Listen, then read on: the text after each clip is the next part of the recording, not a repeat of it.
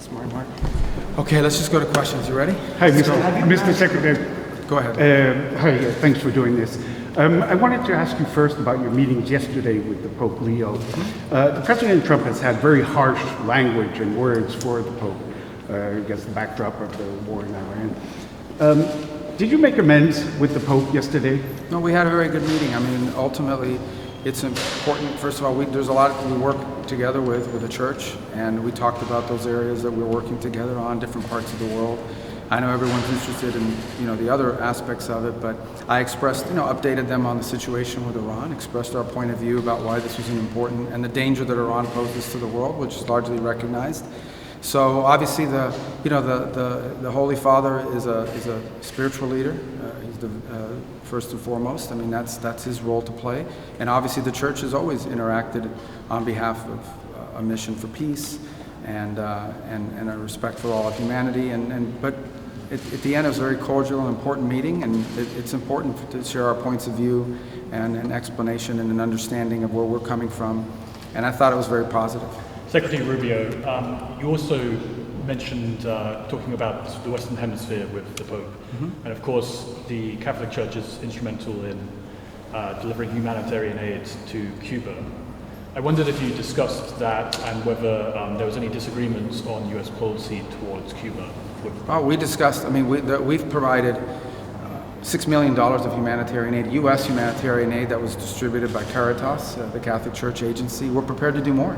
In fact, we've offered the regime there $100 million of humanitarian aid that unfortunately so far they have not agreed to distribute to help the people of Cuba. So we did the hurricane relief, but we're offering more. And it's the regime that's not accepting it. It's the regime that's standing in the way of it. So we discussed that, and we hope we can do it because we do want to help the people of Cuba who are being, hurt by this incompetent regime that's destroyed the country and the economy. Secretary, can I ask about the meeting with the Pope? I mean, after this meeting with the Pope, which you described as cordial and productive, are you going to recommend to the President that he stops criticizing the Pope in social media? Why would I tell you what I'm going to recommend to the President? But beyond that, the President will always speak clearly about how he feels about the U.S. and U.S. policy. The President of the United States is always going to act in what's in the best interest of the United States. I think we can do that and continue to also have a very productive and fruitful and important relationship with the church because it plays an important role in the world as well. And Secretary, could you talk about whether I called her, I'm sorry. Secretary Rubio, were there any themes from your conversation yesterday with Pope Leo that resonated with you personally? Well, if it was personal, why would I tell you? No, here's the bottom line on that is that the church is an important global institution and has a presence all over the world. I know you guys are fixated on who said what about who at what time. I understand all that, okay? Because media, you guys have headlines, you have editors, you have people that want you to post, and these are interesting stories. But at the end of the day, the Pope just returned from Africa, right? A very important continent with growing Christian populations, many of whom are threatened or feel threatened by the spread of radical Islamic terrorism. So we care about that. The Pope and the Church has an interest in Christian communities in Lebanon, a place that we're very involved in trying to establish a peace between Israel and Lebanon. The Church obviously has a very important presence in Latin America. The bishops from Venezuela had just been here a few days earlier, so we shared thoughts about those sorts of things.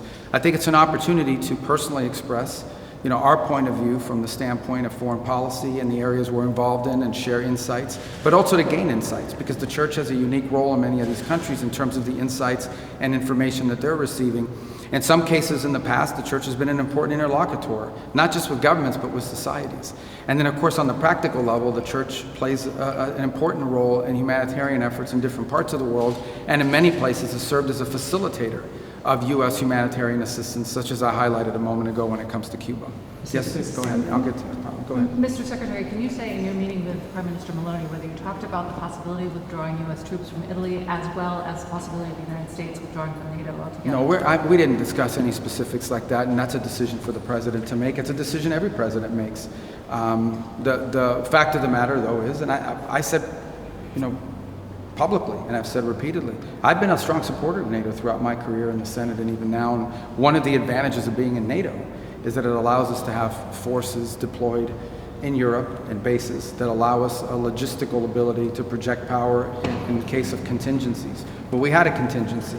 And some countries in Europe, like Spain as an example, denied us the use of those bases for a very important contingency that in some ways the denial of those bases actually impeded the mission, not severely, but had a cost and in fact even created some unnecessary dangers. So if one of the main reasons why the U.S. is in NATO is the ability to have forces deployed in Europe that we could project to other contingencies, and now that's no longer the case, at least when it comes to some NATO members, that's a problem, and it has to be examined. But ultimately, that's a decision for the president to make. His team, and people like myself and others, will provide him what those potential options are, but ultimately he'll have to make that decision. He hasn't made those decisions yet.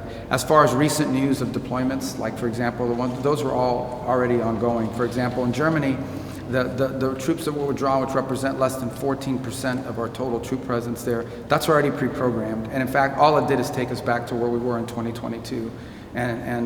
So there was always a plan to do some shifting within NATO. As far as broader changes, that's I don't have an announcement for you on that today, but that's a decision for the president to make.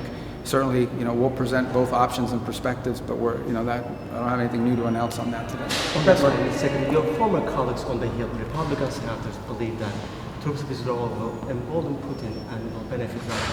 Do you agree with It that? will do what, I'm sorry? Troops withdrawal will embolden Putin and benefit Russia.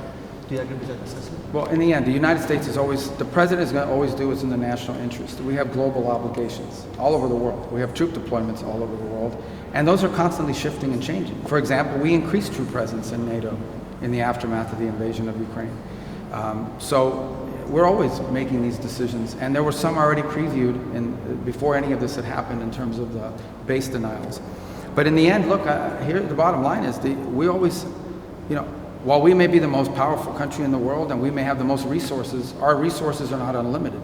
We have to always assign resources around the world, including military resources, on the basis of what serves the national interest. That's a decision the president has to make, especially within the context of recent developments by some countries within NATO and the stance they've taken towards the United States. But, no decision's been made on that yet. That's something the president's still working through.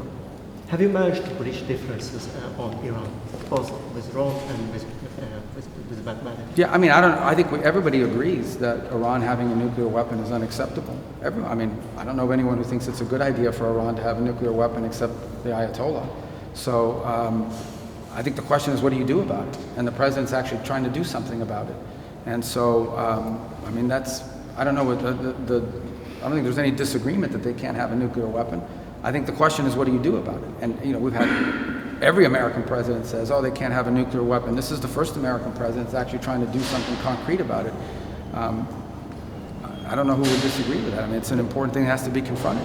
Can you give us an update on the status of negotiations with Iran? Well, we should know something today. We're expecting a response from them. We'll see what the response entails. The hope is it's something that it can put us into a serious process of negotiation. Obviously, we've seen the reporting overnight that Iran has established or trying to establish some agency that's going to control traffic in the Straits. That would be very problematic. That would actually be unacceptable. The normalizing of their controlling of international waterways is both illegal and it's just something that's unacceptable. And the world has to start asking itself, what is it willing to do if Iran tries to normalize a control of an international waterway? I think that's unacceptable. But we're expecting a response from them today at some point. We have not received that yet, in the last hour, but perhaps that will come. Their system is still highly fractured and a bit dysfunctional as well. So that may be serving as an impediment. I hope it's a serious offer. I really do. Go ahead. Can you confirm there's a resume of talks between Israel and Lebanon next week? We expect talks. I don't know if we've set the exact date yet, but we expect that there'll be additional talks. Look, it's one of the areas that I think we can work with Italy on. They can play a very productive role and a constructive role in providing resources to the Lebanese government. In the end, we all share the same goal, and by all I mean including the Lebanese government and the Israeli government, that we want the relations between Israel and Lebanon, its legitimate government, to be very strong. The impediment to that is Hezbollah. Again, an Iranian agent, Hezbollah, who is victimizing not just Israelis, but Hezbollah is also victimizing Lebanon. The reason why Lebanon faces bombings, the reason why Lebanon faces violence is because of Hezbollah. It is Hezbollah that's imposing this on them. So I think we all share the same goal, which is a strong Lebanese government that doesn't have an armed Hezbollah operating within its national territory, imposing a threat to any of its neighbors. And to do that, we have to empower and equip the Lebanese government to be able to confront that threat. And I think Italy and other countries, but Italy in particular, can play an important role in not just helping equip the government, but in cutting off the illicit financing that supports, helping them to cut off the financing that supports Hezbollah and the danger they pose. Is it possible to get a peace deal on Lebanon without first solving the conflict with Iran? How linked are those two conflicts? Right Well, now? I mean, Hezbollah is an Iranian agent, 100%. I mean, Hezbollah wouldn't exist without Iran's support. So, but I think it's possible. I mean, Hezbollah's been both weakened, but still capable of inflicting damage and doing terroristic activities, as we've seen. So I think the way I would phrase it is, we're not going to negotiate with Iran over Hezbollah, because Hezbollah is a dangerous, other than if they're willing to stop funding them and supporting them. I think our negotiations with Lebanese, our role is with the Lebanese government. Lebanon should be governed by the Lebanese government. It should not have a terrorist group operating within its national territory that poses a threat both to its own people, including the Shia population, and to the government, and to Israel, and to its other neighbors. So that's what we're going to focus on. Mr. Secretary, can we come back to Cuba a little bit? The United States, including yesterday, are ramping up sanctions against Cuba, the regime of that. With the exchange with the Pope, did you feel any convergence of views on that and on Well, US let me policy? clarify something for you. Our sanctions are against a company named Gaesa. Yeah. Okay. This is a holding company set up by generals in Cuba that has generated billions of dollars of revenue, none of which benefits the Cuban people. Not 1 cent of it benefits the Cuban people. You understand this, right? I don't know if you know this. There's the Cuban government, and they have a budget, and then there's this private company that has more money than the government does. None of the money in that company goes to build a single road, a single bridge, provide a single grain of rice to a single Cuban, other than the people that are part of Gaesa. So that's what we're sanctioning, is a company that basically is taking anything that makes money in Cuba and illegally putting it into the pockets of a few regime insiders. So that's not sanctions on the Cuban people, because the Cuban people don't benefit from Gaesa. It's a sanction against this company that is stealing from the Cuban people to the benefit of a few. And we didn't discuss those sanctions yesterday, but we imposed them yesterday, and we're going to be doing more, by the way. Mr. Secretary, sorry. Many people thought that yours was a mission impossible after the Trump's attacks, heavy attacks. Which mission? I'm sorry. The visit. Mission Impossible? The mission, yes. Or am Well, what's your judgment at the end of the visit? Mission accomplished? We work with the Vatican on a lot of things. Our relationship between, for example, our mission here in the Vatican, like I told you, I mean, we're working together on humanitarian issues. We're focused on other issues as well. The President's perspective is clear. He thinks that Iran is a threat, and it needs to be addressed. And that position remains unchanged. And I think we're capable of having that position and expressing that position clearly, and also working cooperatively, and as we have for centuries, as we have for decades, with the Vatican and with the Catholic Church, who has a global presence. Did you explicitly ask the Pope to stop his criticism of the Iran war? I'm not going to discuss what I talk about the Pope, but I'm not going to ask him. That's not the purpose of I told you guys before I even came here.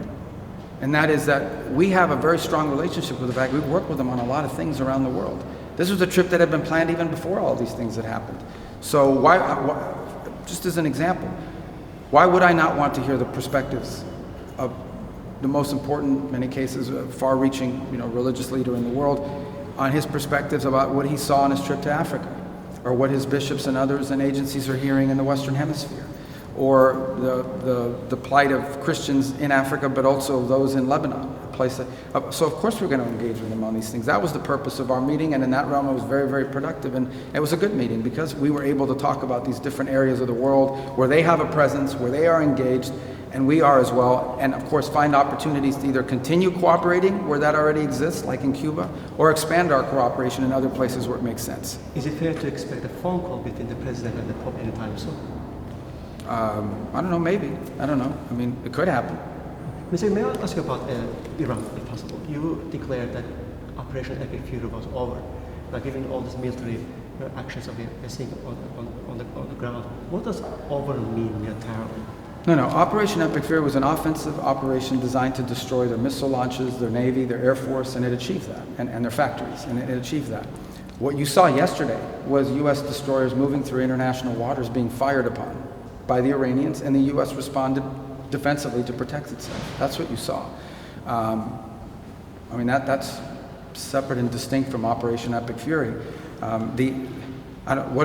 If you fire a drone or a missile at our destroyer, what are we supposed to do? Let it hit it? We have to respond to it. We have to knock down the missile. We have to knock out whatever it is that launched that missile. The alternative is to let it sink one of our ships. That's crazy. So of course we responded to it. Well, yes, but the point is, if there's not much seizing in the firing, because we've Well, you seen should ask that of the attacks. Iranians. Don't ask me. We didn't fire. They fired on us. My point is, if you fire at a U.S. Navy ship, what are we supposed to do? Say, oh, there's a ceasefire. We're not going to shoot down your drone. That's a stupid question. That's a stupid position to take. Of course we fired back at them. They were shooting at us. That's what I would expect to do. Only stupid countries don't shoot back when you're shot at. And we're not a stupid country. Do you expect that there, or have you conveyed any red lines to Iran where, you know, if the ceasefire or whatever you call it, if they cross Well, the red certain line is red clear. If lines- they threaten Americans, they're going to get blown up. I mean, that's how much clearer can you be than that? If you are a missile launching guy, whatever they call that job, and you're sitting there and you fire a missile at the United States and we saw you fire it, we're going to hit you. Of course we are. Who doesn't do that? Unless you want to get your ship sunk. I mean, we're not going to let our ships get sunk by the Iranians with their little, their drones that they're firing. They don't have a navy anymore, but they bring out these little Boston whaler fishing boats and they try to swarm you. We're going to blow those boats up if they're coming towards our boats. I don't know if that's a red line, but I hope they know it is by now. So if I were one of these Iranians on a fast boat and they tell you, hey, your mission is to go after a U.S. destroyer, you're probably not going to survive. I think that's a red line. Can I Okay. going back to European reaction? Does anybody have any other questions? This guy's like a monopoly over here. If not, I'll answer your question. Yes, okay, come on. The Trying to be president fair, expressed- man. The president has expressed disappointment in support or lack thereof in Europe.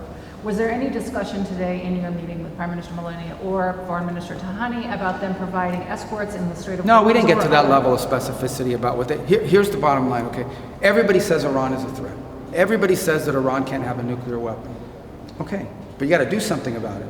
The president's trying to do something about it. And I don't understand why anybody would not be supportive of that. And he doesn't understand, and rightfully so, somebody would be supportive of that. But here's a more fundamental problem. Iran now claims that they have a right to control an international waterway. They claim that they have a right to control it. What is the world going to do about that? Is the world going to accept that Iran now controls an international waterway? Because if the world is prepared to accept that, then be ready. Because there's like 10 other countries that are going to start doing the same thing in their international waterways, or in international waterways near their countries. That's an unacceptable thing that they're trying to normalize. So if the answer is no, we don't think Iran should be able to control the Straits of Hormuz, then the next question is going to be for everyone, well, what are you going to do about it? What is the world prepared to do about it? And we're trying to do something about it diplomatically. We have a resolution at the United Nations that we're trying to move forward, in which the world and the UN will have an opportunity through the Security Council to vote and say, we are not going to allow them to mine the straits, we're not going to allow them to try to control the straits, and by the way, you have a bunch of humanitarian aid that's trapped inside the Persian Gulf and needs to be released and has not been able to move. We're going to give the world a chance to pronounce itself on it. And if Russia or China or some other country decide to veto it, then you know what the impediment is. But the fundamental question every country, not Italy, every country needs to ask themselves is, are you going to normalize a country claiming to control an international waterway? Because if you normalize that, you've set a precedent that's going to get repeated in a dozen other places. And if the answer is no, we don't want to normalize it, then you better have something more than just strongly worded statements to back it up.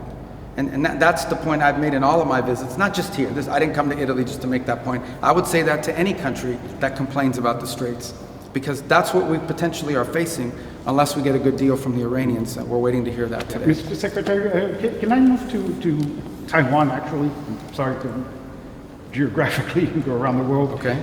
Parliament just approved a pretty big, massive defense bill today or last night.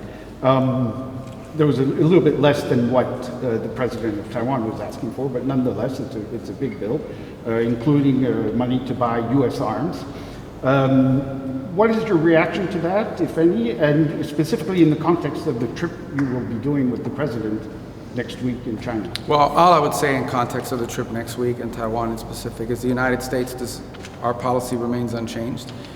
We don't want to see any forced or compelled change in the situation now. I think it would be destabilizing to the world. It's our position on that has been, we've heard obviously the Chinese position, but we've made our position on that clear as well. And I imagine that will be discussed in the trip, but I don't think it'll be a feature of our trip, but it'll certainly be an item that's discussed. We think it's to the benefit of China, the United States, and the world writ large that there be stability in the straits there, and that continues to be our position. That's the one we'll continue to stand by and advocate for. All right, I have time for one more. May I ask about Ukraine before you go? Yeah. You spoke with Lavrov recently, and they targeted kindergarten in Ukraine even after they advocated for ceasefire.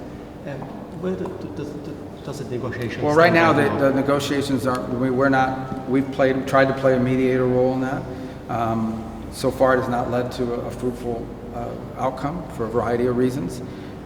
We remain prepared to play that role if it can be productive. We don't want to waste our time and invest time and energy in an effort that's not moving forward. But if we see an opportunity to act as a mediator that brings both sides closer to a peace deal, we'd like to see it. Our position at the end of the day is that this war is a tragedy. Both sides are paying a very heavy price for it, both economic and obviously at a human level. It's destructive, we're against it, and anytime you tell me about strikes and people, every time I hear about these things, it just reminds us of why this war needs to end. And while we're prepared to play whatever role we can to bring it to a peaceful diplomatic resolution, unfortunately, right now those efforts have stagnated, but we always stand ready if those circumstances change. Can I just okay, ask guys? one on Yeah, Africa? and then I got to go, and I apologize. One on Africa. I mean, the president committed last year to personally intervening to help try to end the war in Sudan. The Pope, in one of his addresses, called this one of the world's greatest tragedies. Did this come up at all in your discussion? Did you see any movement? Well, we discussed Africa broadly, and of course Sudan being an incredible tragedy. We've been heavily engaged through that Quad process. Obviously, Sudan has become in some ways sort of a proxy engagement between multiple countries who are behind some of the elements that are fighting. There are other countries that are not directly involved but have allowed their national territories to be used as a way to ship weaponry. We recently had a pretty positive announcement for the first time on a statement of principles, but we have to give it some action. What we've really been focused on in Sudan is sort of establishing a humanitarian ceasefire that allows us to provide aid to people that are suffering tremendously there, but not doing so at the expense of a broader deal. So we do want the humanitarian ceasefire where we can identify a number of communities that are safe havens for the distribution of humanitarian aid for what is one of the world's worst humanitarian crises ever. But you can't do that unless you have the security to be able to provide the aid. But we don't want that to be the final outcome. In addition to the humanitarian corridors and the humanitarian sites, we need to bring this conflict to an end. And the way to bring this conflict to an end is for the countries and the parties who are supporting the fighting elements to force these elements toward a peace deal that ends this conflict. And as I said, we've been very involved in that Quad process, invested a lot of time in it, continue to be engaged on a daily basis, and in fact have people in our bureau in Africa, as well as our special envoy, Saad Boulos, involved almost daily on this topic. So, okay guys, I got to run. I apologize. Were you surprised by your Italian origins? Mr. Secretary, were you surprised by your Italian origins? Well, not surprised today. I learned about it in 2017 when PBS did a Finding Your Roots special. Oh, okay. That's where I found it. Okay. How about the 2028 buzz? Any comment on that, sir?